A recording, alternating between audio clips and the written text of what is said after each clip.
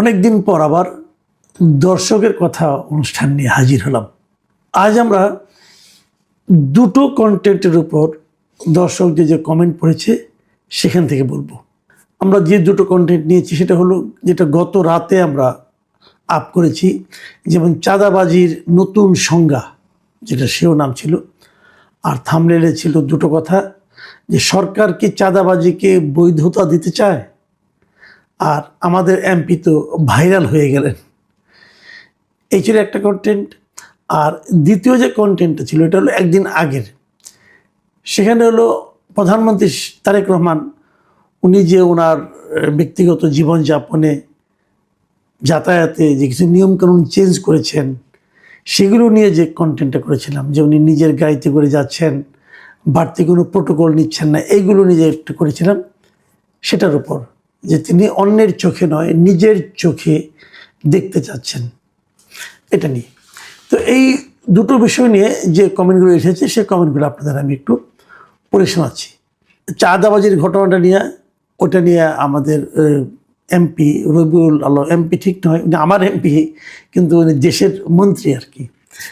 তো উনি যে বলেছিলেন যে চাঁদাবাজ থেকে উনি মানে আপোষে যেটা নেওয়া, সমঝোতার মাধ্যমে যেটা নেওয়া হয়, এটা উনি চাঁদা বলেন না, এই ধরনের কথা বলেছিলেন। এটা নিয়ে ব্যাপক বিতর্ক হয়েছে, এটা নিয়ে অনেক কথা হয়েছে। সেটার প্রেক্ষিতে মিস্টার শামীম নাজির লিখেছেন, ভাই এলাকার এমপি আমারও, রবিউল ভাই কথাটা ঠিক বলেন নাই, হয়তো কথাটা উনি অত ভেবে বলেন নাই, কিন্তু ভাইরাল হয়েছেন একটু বেশি, আমারও আসলে তাই মনে হয় ভাই। যাই হোক, হজরত লিখেছেন, কি সুন্দর বড় ভাইয়ের মতো সতর্ক করলেন, একই ডিপার্টমেন্টে পড়া, নিজের এলাকার এমপি, তাছাড়া আরও সম্পর্ক আছে। আজ যদি আলী রিয়াজের সাথে এমন সম্পর্ক থাকতো তাহলে হয়তো গণভোট, জুলাই সনদ বাস্তবায়নের পক্ষে যুক্তি থাকতো আপনার। এই সরকারের প্রতি কত সফট কামাল ভাই। ভাই হজরত সাহেব, আমি আপনাকে একটা কথা বলি, আমার সঙ্গে পার্সোনাল রিলেশনের সঙ্গে আমার বক্তব্যের কোনো সম্পর্ক আপনি পাবেন না। আমার সঙ্গে খুব ভালো সম্পর্ক, কিন্তু তার যদি কোনো একটা কাজ, কোনো একটা বিষয় আমাকে যদি বিস্মিত করে, আহত করে, অথবা আমি যদি যুক্তি খুঁজে না পাই, আমি অবশ্যই সেটা নিয়ে কথা বলি। এবং কথা বলার সময় আমি কখনো খেয়াল করি না যে তার সঙ্গে আমার কেমন সম্পর্ক। আপনি যে আলী রিয়াজের কথা বললেন, ডক্টর আলী রিয়াজ উনি আমার টিচার ভাই, উনি আমার ডাইরেক্ট টিচার। ওনার সঙ্গে আমার সম্পর্ক একদমই খারাপ না, যথেষ্ট ভালো সম্পর্ক, কিন্তু ওনার কাজগুলো আমার পছন্দ হচ্ছিল না। উনি আমার টিচার, ওনাকে আমি শ্রদ্ধা করি, ওনাকে আমি এখনও স্যার ডাকি, সবসময় স্যার ডাকি। কিন্তু পাশাপাশি আরেকটা জিনিস হলো কি, আমার টিচারের চেয়ে তো আমার দেশটা বড়, তাই না? আমার বন্ধুর চেয়ে আমার দেশ বড়, এমনকি আমার ভাইয়ের চেয়েও আমার দেশ বড়। যদি কোনো কিছু আমি বুঝি যে আমার দেশের বাইরে যাচ্ছে, দেশের বিপরীতে যাচ্ছে, আমি বলবো না? আলী রাজের সঙ্গে যিনি ছিলেন মনির হায়দার, উনি আমার কলিগ ছিলেন দীর্ঘদিন, আমরা একসঙ্গে কাজ করেছি, পাশাপাশি বসে কাজ করেছি। মনিরের সঙ্গে আমার সম্পর্ক খুবই ভালো, কিন্তু তাই বলে কি মনিরের সমস্ত যে কাজগুলো আমার পছন্দ হয় না সেটাকে আমার সমর্থন দিতে হবে? তা তো আমি দেবো না।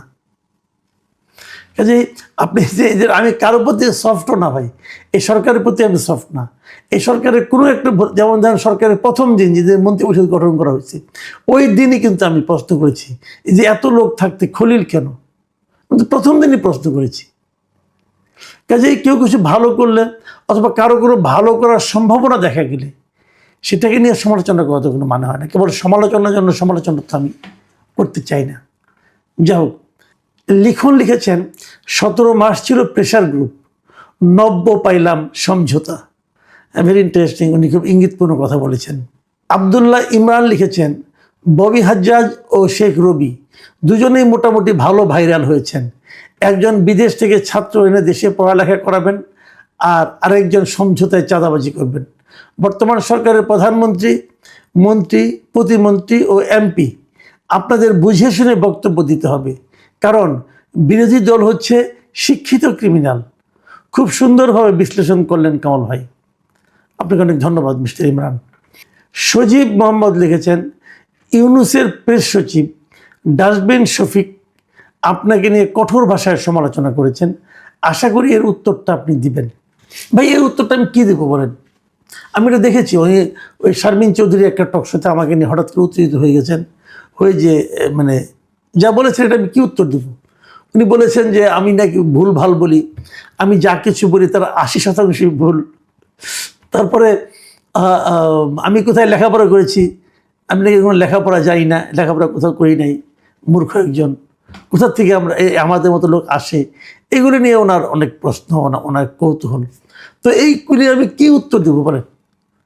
সবচেয়ে ভালো কি জানেন? আমার উত্তর দেওয়া লাগবে না, আপনারা যে যে জায়গায় এই ভিডিওগুলো আছে সেই ভিডিওর নিচে যে কমেন্টগুলো আছে, পাবলিক কমেন্টগুলো আছে, এই কমেন্টগুলো পড়েন, পড়লেই বুঝতে পারবেন পাবলিক ওনার কথাটাকে কীভাবে নিচ্ছেন। আমার তো কিছু বলার না, আর আমি কি এভাবে যে বলবো? আমার ব্যাপারে অনেকে অনেক কিছু বলে। এই ইলিয়াস হোসেন মাঝখানে একবার লেগেছিল আমার বিরুদ্ধে, পিনাকি সাহেব একবার লেগেছিলেন আমার বিরুদ্ধে, আবার উনি লাগছেন। তো বুঝতে পারছি ওনাদের কোনো একটা হাতে ঘা লাগলে এরকম হয় অনেক সময়। তো এটা নিয়ে আমার কি বলার আছে? আর আমি যদি বলি, উনি আমাকে বলে যদি এখন হচ্ছে কি মধ্যে যেটা আমি যেটা বুঝি আর কি, যে উনি তো এখন আর প্রেস সেক্রেটারি নাই। যেমন ধরেন আমরা কিন্তু বিভিন্ন সময় টকশো করি, আমরা টকশোতে যাই, আমাদের সঙ্গে সিনিয়র জুনিয়র অনেকে বসেন। শফিক সাহেব এখন আর টকশোতে মানে শেষ দিকে উনি যখন প্রেস সেক্রেটারি ছিলেন, উনি আবার নিয়ম করে নিয়েছিলেন উনি একা বসবেন, উনি অন্য কারোর সঙ্গে বসবেন না। কারণ অন্য কারোর সঙ্গে বসলে কার সঙ্গে কখন বেজ্জতি হইতে হয় কোনো ঠিক তো নাই, প্রশ্ন করলে প্রশ্ন জবাব দিতে পারবেন না, কী করবেন, এই ভয়ে উনি একা একা বসতেন। তো এখন তো উনি কেউ একাও ডাকবে বলে আমার কাছে মনে হয় না। তো উনি আর তো এখন আলোচনায় নাই। উনি কোন একটা পত্রিকা নাকি সম্পাদক হতে চাচ্ছেন, সেই পত্রিকার নামও আমি জীবনে শুনি নাকি, ডেইলি ওয়াদা নাকি নাম, জানি না কি হবে। ইংরেজি পত্রিকা কে পড়বে বলতে পারবো না। যাই হোক, আমাদের এখানে ইংরেজি পত্রিকার পাঠক অনেক বেশি আছে, সেটাও জানি না। এখন ওনার তো আলোচনায় থাকতে হবে। এখন যদি উনি আমাকে একটু গালাগালি করে আলোচনায় থাকতে পারেন, তো আমি এতে কি বলবো? বরং আমি একটু খুশি থাক, ভদ্রলোক আলোচনায় থাকুক, অসুবিধাটা কি? যাই হোক, শাহনাজ আক্তার লিখেছেন, আসসালামু আলাইকুম স্যার, এখন তো নতুন সরকার আসলো, আনিস আলমগীর স্যারের জামিনের বিষয় কি একটু জানতে চাই স্যার। আজকে 2 মাস 6 দিন হয়ে গেল, আনিস আলমগীর স্যারেরা এখনও জামিন হয়নি। হ্যাঁ, এটা খুবই আসলে উদ্বেগের বিষয়। আমরা মনে করি, আমি সরকারের কাছে দাবি জানাচ্ছি, আনিস আলমগীরের যদি সে জামিন পায় তো জামিনটা দয়া করে আটকে রাখবেন না। জাহিদুল ইসলাম লিখেছেন, আসসালামু আলাইকুম ওয়া রাহমাতুল্লাহ, সমঝোতার ভিত্তিতে চুপ থাকলাম। জাহিদুল ইসলাম, শিক্ষক, 5 রাইস, চট্টগ্রাম। ঠিক আছে ভাই, আপনার রসজ্ঞান আমাকে মুগ্ধ করেছে। সাথী খান লিখেছেন, জনাব মাসুদ কামাল সাহেব, অতীতে আপনাকে অনেক ঘৃণা করেছি, সবসময় মনে হতো আপনি আওয়ামী লীগের বিপক্ষে বলেন, কিন্তু আমার ধারণা ভুল ছিল। আপনি সবসময় সত্যিটা তুলে ধরার চেষ্টা করেন। আমি নিজেও সত্যের পক্ষে, আমি কোনো জুলুম নির্যাতনের পক্ষে নই। সত্যি কথা বলতে কি, আপনি অসাধারণ একজন মানুষ। আপনি সবসময় ন্যায়ের পক্ষে, অন্যায়ের বিরুদ্ধে থাকবেন। কার পক্ষে গেল কার পক্ষে গেল না সেটা দেখার প্রয়োজন নাই। আপনার সুস্বাস্থ্য দীর্ঘায়ু কামনা করছি, ভালো থাকুন পরিবারের সবাইকে নিয়ে। আল্লাহ হাফিজ। আপনাকে অনেক ধন্যবাদ এবং কৃতজ্ঞতা। জান মোহাম্মদ লিখেছেন, আমিও খুব খুশি উনি যে এভাবে আমাদের দেশটাকে নেতৃত্ব দিয়ে প্রচলিত কিছু নিয়মকানুন বদলে দিয়ে আমাদের দেশটাকে এগিয়ে নিয়ে যেতে পারেন। মহান আল্লাহ তাআলার নিকট এই দোয়াই করি, আল্লাহুম্মা আমিন। এটা হলো ওই তারেক রহমান যে ওনার গাড়ির বহর কমিয়েছেন, নিজের গাড়িতে যাচ্ছেন, নিজে তেল কিনছেন এবং রেড সিগন্যালে দাঁড়াচ্ছেন, এই যে নিউজটা ছিল, এই যে কন্টেন্ট ছিল, সেই প্রসঙ্গে উনি এই কথা বলেছেন যে এভাবে যেন উনি দেশটাকে নেতৃত্ব দিতে পারেন। এখন যেগুলি পড়ব সবগুলো ওই কন্টেন্টের ভিত্তিতে। বিজয় সরকার লিখেছেন, মাননীয় প্রধানমন্ত্রী, আপনার সিদ্ধান্তকে সম্মান ও বিনম্র শ্রদ্ধা। এইভাবে যদি চলতে পারেন তাহলে অনুকরণীয় হয়ে থাকবেন। আপনি দেশটাকে, আমাদের ধ্যান ধারণাকে বদলে দিলেন। রিমন জাহিদ লিখেছেন, মাশাল্লাহ, যতই দেখছি ততই অবাক হচ্ছি। মানে এই সরকারের কর্মকাণ্ড হতো। ন্যাচারাল বিউটি বিডি লিখেছেন, ভাই আপনাকে আমি আজ 5 বছর যাবৎ ফলো করি। এই লম্বা সময়ে আপনাকে আমি যতটুকু বুঝতে পারছি, আপনি খুব ভালো জানেন কোথায় কোথায় তেল দিতে হবে। যাই হোক, আপনি আমাকে ফলো করছেন এবং বুঝতে পারছেন কোথায় কোথায় তেল দেওয়া হবে। আচ্ছা, মানুষ তেল দেয় কেন এটা বলেন আপনি? তেলটা কেন দেয়? কিছু পাওয়ার জন্য তো, তাই তো? ভাই, আমার কোনো পাওয়ার আকাঙ্ক্ষা অথবা ইচ্ছা নাই, কারো কাছ থেকেই নেই। আমি কারো কাছ থেকে কিছু পেতে চাই না। যদি পেতেই না চাই তাহলে তেল দেবো কেন? আর যদি পেয়ে যায় কিছু, সেটা তো আপনারা বুঝবেন যে আমি এটা পেয়েছি। আপনি দেখবেন 5 বছর আগেও আমি যাই ছিলাম, এখন আমি তাই আছি। এবং যখন যে সরকার থাকেন আমি তার সমালোচনা করতে, তার যদি কোনো সমালোচনার মতো কিছু পাই তাহলে আমি সমালোচনা করতে পছন্দ করি। যদি ভালো পাই ভালোও বলি, এটা সব আমলেই বলেছি। কাজেই তারপরে যদি আপনি জানেন যে আমি কোথায় কোথায় তেল দিতে হবে, ভালো, এটা আমার সম্পর্কে আমার একটা নতুন অভিজ্ঞতা হবে। প্রফেসর বেগম কোহিনুর লিখেছেন, জরুরি ভিত্তিতে রিকশা প্রতিমন্ত্রীর খুব প্রয়োজন। এই বিষয়ে একটু আলোচনার জন্য অনুরোধ করছি এবং এই বিষয়ে সরকারের দৃষ্টি আকর্ষণ করার অনুরোধ করছি। প্রফেসর কোহিনুর বেগম যিনি যা লিখেছেন, আমি কিন্তু এটার সঙ্গে খুবই গুরুত্ব দিয়ে এই কথাটাকে বলতে চাই যে রিকশার উপদ্রব, রিকশার প্রকট যে একটা অবস্থা তৈরি হয়েছে, রিকশা, ব্যাটারি চালিত রিকশা ঢাকা শহরে এবং সারা দেশে। এখন আসলে উনি যেটা বলেছেন, হয়তো ফান করে বলেছেন, হয়তো রসিকতা করে বলেছেন, অথবা হয়তো বিরক্ত হয়ে বলেছেন যে আসলেই বোধ করে আমাদের এখানে একটা রিকশা প্রতিমন্ত্রী লাগবে, যার কাজই হবে এই রিকশাগুলিকে নিয়ন্ত্রণ করা। সাজেব খান লিখেছেন, কিন্তু সেদিন আমি স্কুলে যাচ্ছিলাম, আমি এই ঘটনাটা বলি। এটা হলো ওই যে প্রধানমন্ত্রী যে যানজট এড়ানোর জন্য, মানুষের ভোগান্তি কমানোর জন্য যে গাড়িতে যেভাবে যাচ্ছিলেন, সেই প্রসঙ্গে উনি মন্তব্যটা করেছেন। কিন্তু সেদিন আমি স্কুলে যাচ্ছিলাম, আমার স্কুল হচ্ছে বিকেএসপির জিরানি। তারেক রহমান আসছিলেন নবীনগর জাতীয় স্মৃতিসৌধে, কিন্তু দুঃখের বিষয় সে আসার আগেই প্রায় 20 কিলোমিটার আগে থেকেই রাস্তা বন্ধ করে দিয়েছে। নবীনগরের 20 কিলোমিটার আগে চন্দ্রা। তারপর অনেক কষ্ট করে স্কুলে যাই, আবার ভাড়া 30 টাকা বেশি লাগলো।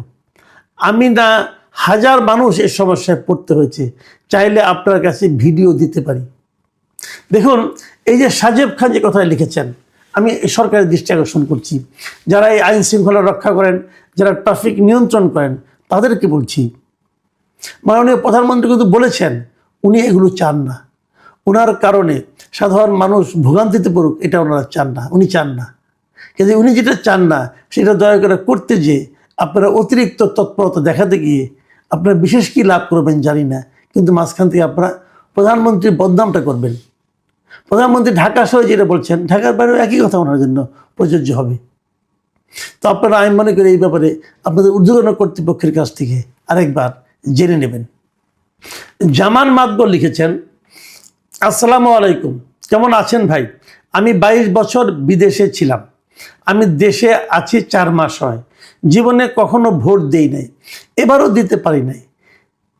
কেন? আমি যে দলকে ভোট দিব ওই দলটা নির্বাচনের বাহিরে।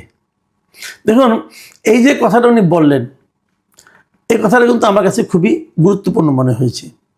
আমি এই কথাটা আগেও বলেছিলাম যে সেই নির্বাচনটাকে আমি কিভাবে একটা সুন্দর নির্বাচন বলবো, যে নির্বাচনে মানে কোটি কোটি লোক, মানে 1 কোটি তো বটে, মিনিমাম 1 কোটি লোক তাদের পছন্দের মার্কায় ভোট দিতে পারবে না। সেই নির্বাচনকে আর যাই হোক কোনো ভালো নির্বাচন বলা যায় না। এমনই একটা নির্বাচন আমাদেরকে উপহার দিয়েছেন ডক্টর ইউনূসের অন্তর্বর্তীকালীন সরকার।